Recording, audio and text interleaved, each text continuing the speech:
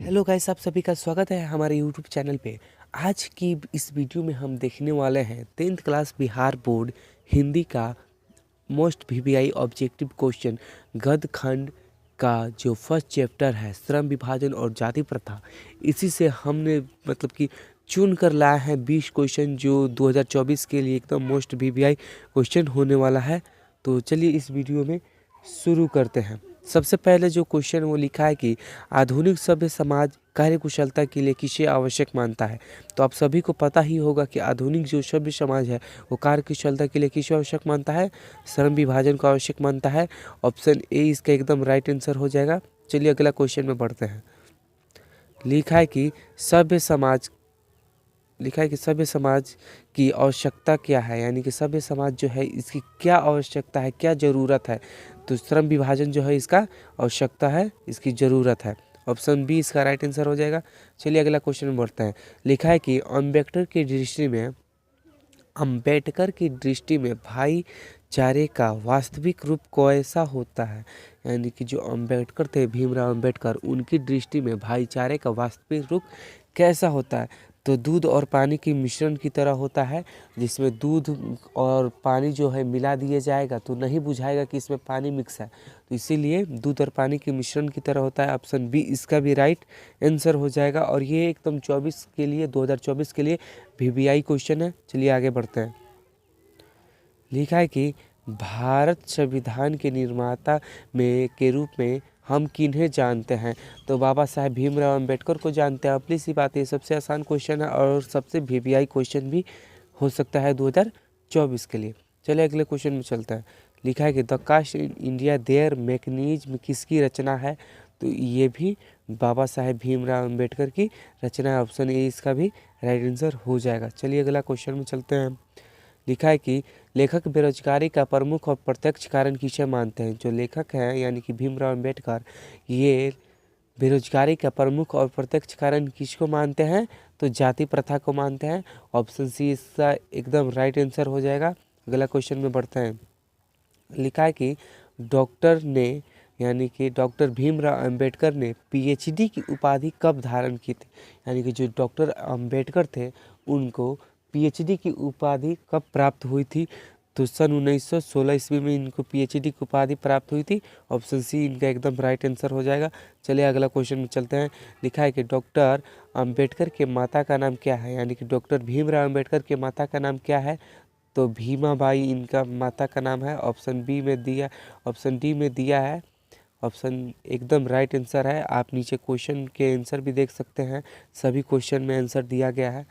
चलिए अगला क्वेश्चन में बढ़ते हैं। लिखा है कि लेखक को इस युग में कहाँ पर विडंबना दिखाई देती है।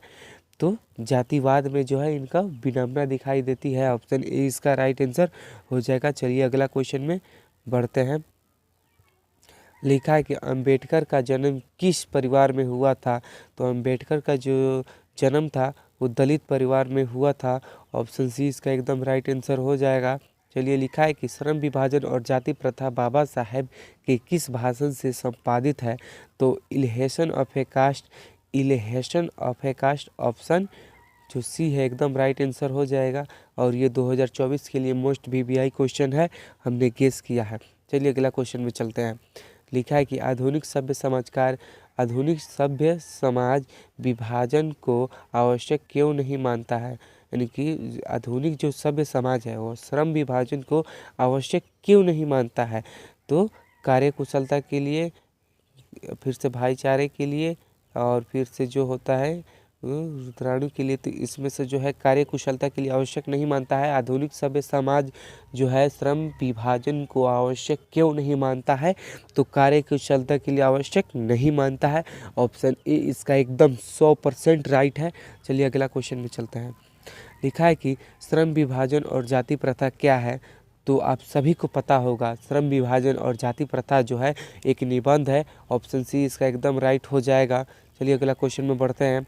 लिखा है कि जाति प्रथा टोड मंडल भाषण लाहौर में कब हुआ था। तो लाहौर में ये कब हुआ था। तो 1936 ईस्वी में हुआ था। कहाँ पे हुआ था। तो लाहौर में हुआ था। ऑप्शन सी इसका एकदम राइट आंसर हो जाएगा। और फिर से एक ऐसा भी क्वेश्चन आता है कि जाति प्रातिटोड मंडल भाषण कब और कहाँ हुआ था? तो इस क्वेश्चन का आंसर हम लोग ऐसे देंगे कि सन 1936 ईस्वी में लाहौर में हुआ था। चलिए इसका आंसर सी एकदम राइट आंसर हो जाएगा। अगला क्वेश्चन में बढ़ते हैं। लिखा है कि प्राथमिक शिक्षा प्राप्त करने के बाद बाबा साहेब अम्बेडकर उच्च शिक्षा प्राप्त करने के लिए कहाँ गए थे? तो न्यूयॉर्क गए थे। ऑप्शन सी इसका एकदम राइट आंसर हो जाएगा। ऑप्शन सी ही इसका राइट आंसर होगा। आपको कहीं भी सर्च करने की जरूरत नहीं है। ऑप्शन सी इसका एकदम राइट आंसर होगा। चलिए अगला क्वेश्चन में चलते हैं। लिखा है कि भारतीय संविधान के निर्माता के निर्माण में महत्वपूर्ण भूमिका किसकी है? तो बाबा साहेब भीमराव अम्बेडकर की है। ऑप्शन ए इसका एकदम राइट आंसर हो जाएगा। चलिए अगला क्वेश्चन में चलते हैं। लिखा है कि डॉक्टर भीमराव अम्बेडकर का जन्म कब हुआ था? यानी कि डॉक्टर भीमराव अम्बेडकर हैं, इनका जन्म कब हुआ था? तो आपको पता ही होगा 14 अप्रैल 1891 ईस्वी में हुआ था। ऑप्शन डी इसका एकदम राइट आंसर हो जाएगा। चलिए अगला क्वेश्चन में चलते हैं। लिखा है कि डॉक्टर भीमराव अम्बेडकर की मृत्यु कब और कहाँ हुई थी? डॉक्टर भीमराव अम्बेडकर की मृत्यु कब और कहाँ हुई थी? तो यहाँ पर गलती लिखा गया है, यहाँ पर गलती है। यहाँ पर होगा, ये दिन सही है लेकिन जो जगह का नाम है वह गलती हो गया है। यहाँ पर होगा 1956 ईस्वी में कहाँ पे हुआ था? तो दिल्ली में हुआ था। दिल्ली में हुआ था, यानी कि यहाँ पर गलती है, टाइपिंग में मिस्टेक है, तो सॉरी, आप यहाँ पर सुधार लीजिएगा, यहाँ पर दिल्ली होगा। चलिए अगले क्वेश्चन में बढ़ते हैं। लिखा है कि डॉक्टर अंबेडकर के पिताजी का क्या नाम था? यानी कि जो डॉक्टर भीमराव अंबेडकर थे उनके पिताजी का क्या नाम था? तो रामजी सकपाल नाम था। ऑप्शन बी इसका एकदम राइट आंसर हो जाएगा। चलिए अगला क्वेश्चन में बढ़ते हैं। लिखा है कि श्रम विभाजन और जाति प्रथा के लेखक कौन है? श्रम विभाजन और जाति प्रथा के लेखक कौन है? तो बाबा साहेब भीमराव अम्बेडकर है। ऑप्शन बी इसका एकदम राइट आंसर हो जाएगा। अब तो चलिए क्वेश्चन जो है इतना ही है, 20 ही क्वेश्चन है और एकदम मोस्ट वीवीआई क्वेश्चन है। इस पार्ट से आपको और कोई सी भी क्वेश्चन को याद करने की ज़रूरत नहीं है, बस आप 20 क्वेश्चन याद कर लीजिए। ये पार्ट से जितना भी क्वेश्चन आएगा आप हल कर लीजिएगा। और ये जो वीडियो का जो पीडीएफ है हम आपको टेलीग्राम पर दे देंगे। टेलीग्राम का जो चैनल का जो नाम है यही है KK7 स्टडी क्लासेस। इसी पर जाके आप सर्च कीजिएगा और वहाँ से फ्री में पीडीएफ आप डाउनलोड कर सकते हैं। तो चलिए, अगर आप हमारे चैनल पर नए हैं तो चैनल को सब्सक्राइब कर लीजिएगा और बेल आइकन को प्रेस कर लीजिएगा, क्योंकि हम ऐसे ही स्टडिंग वीडियो जो है पढ़ाई से related 10 class Bihar board NCERT का जो है हम डालते रहते हैं। तो चलिए इस वीडियो में इतना ही, अगली वीडियो में फिर मिलेंगे, तब तक के लिए जय हिंद जय भारत।